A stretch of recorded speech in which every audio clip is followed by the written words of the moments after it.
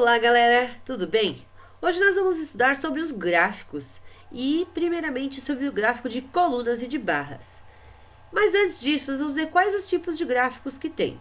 Existem vários tipos de gráficos. Se vocês forem abrir no Excel ou no Word para inserir um gráfico, vai ter vários, umas dezenas de tipos de gráfico. Mas os principais deles são os tipos de colunas, de barras, segmentos de linhas e o de setores. Eles são mais facilmente compreendidos também, é bem fácil de visualizar eles. Só que independentemente do tipo de gráfico, todos os gráficos eles devem ter claramente um título, o título do eixo das abscissas, que é o da horizontal, o eixo das ordenadas, que é a vertical, uma legenda e a fonte dos dados da pesquisa. A legenda nem todos os gráficos trazem, porque às vezes não é necessário, mas conforme tem mais informações, às vezes é necessário a legenda. Vamos ver alguns elementos do gráfico de coluna. Então, o gráfico de coluna, então, ele é dito de coluna porque as barras, né, no caso, saem da horizontal para cima, por isso chamado de coluna. E nós vamos ver depois o gráfico de barra, ele é justamente ao contrário, né? Ele sai de lado. Aqui, então, as alturas têm que ser de acordo com a intensidade em cada variação. Então, ela vai até uma determinada altura, conforme o necessário. Para desenhar um gráfico, a gente tem que desenhar ele sempre, todas as barras com a mesma largura. Se eu escolher desenhar a barra de 1 centímetro de largura, em todas elas tem que ser a mesma largura. A distância entre elas também tem que ser a mesma.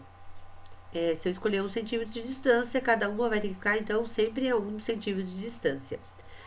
Nós temos o eixo horizontal, onde as variações, e o eixo vertical, onde vai ficar a escala.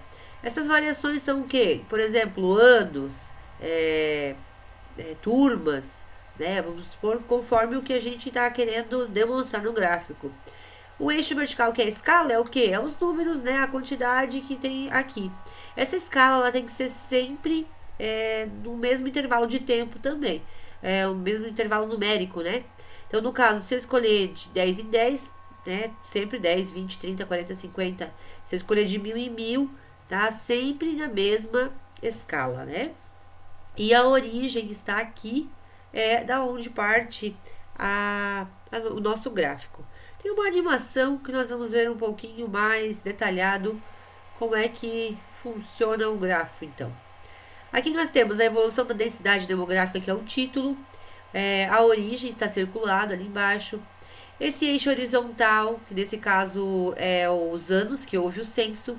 O eixo da vertical, que é a escala e a quantidade de habitantes por quilômetro quadrado. As colunas tem que estar de acordo com a intensidade em cada variação, né? Então, 1940 foi 5, 1950 foi um pouquinho mais e assim por diante.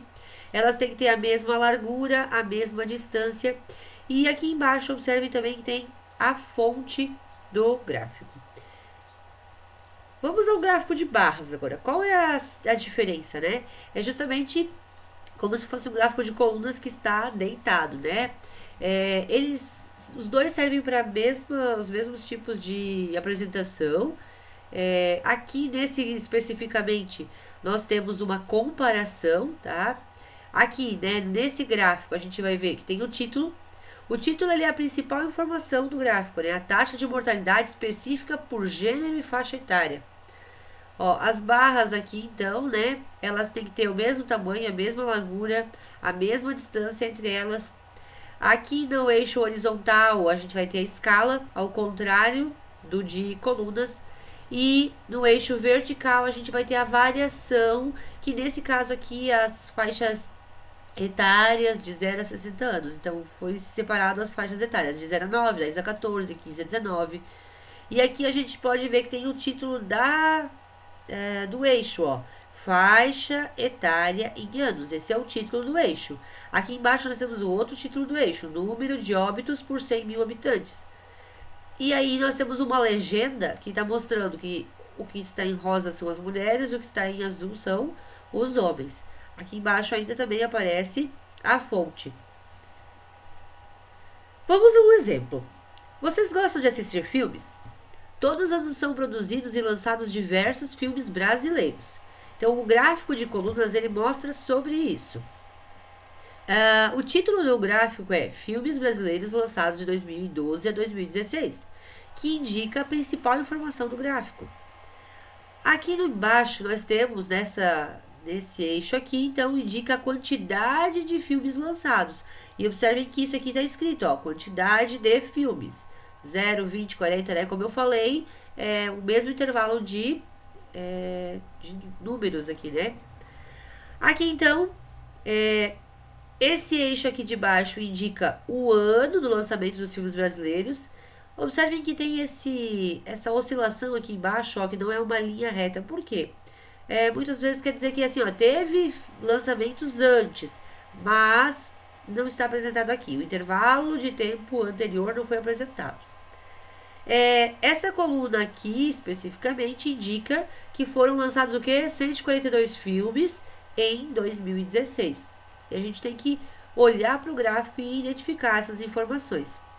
Esse gráfico, por exemplo, podia ser feito numa tabela, mas ele fica muito mais visível, representado no gráfico.